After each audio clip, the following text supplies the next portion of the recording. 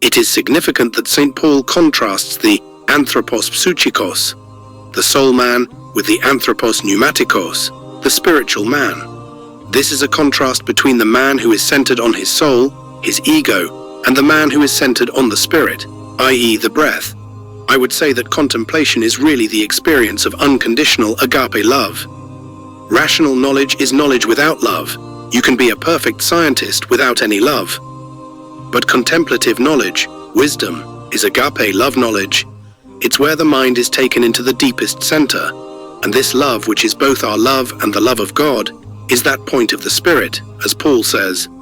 The Spirit of God bears witness with our spirit, and we are children of God. At that point of the Spirit, we're in communion with God, and now when we reach contemplation, we go beyond all dualities. The rational mind is a dualistic mind. It thinks always in terms of duality, of good and evil, of truth and untruth, right and wrong, of black and white, of outside and inside, of conscious and unconscious. It's always a dualistic mind, the rational mind. And it's necessary we have to use a dualistic mind. But we have to go beyond it, and we're stuck with this dualistic mind.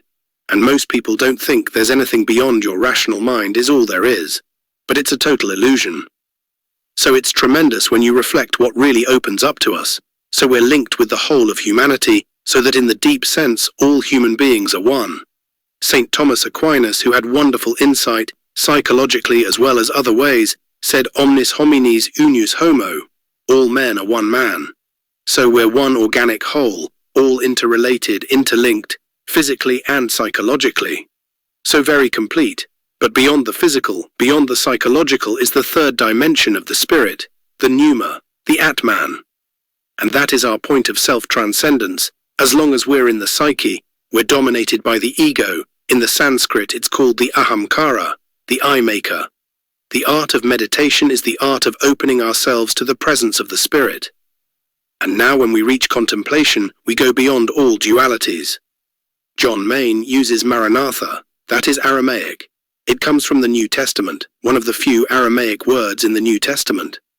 He said the aim of meditation is to share in the consciousness of Christ. So then we go into meditation and we use the mantra. People can make a choice. If you want to stop all these activities of the mind, you need something to hang on to, as it were. And if you quietly repeat a sacred word, it has that effect. Jesus spoke Aramaic, don't forget, not Greek. So Maranatha is Lord, come, come, Lord. So you quietly repeat, Maranatha, Maranatha, come, come, Lord.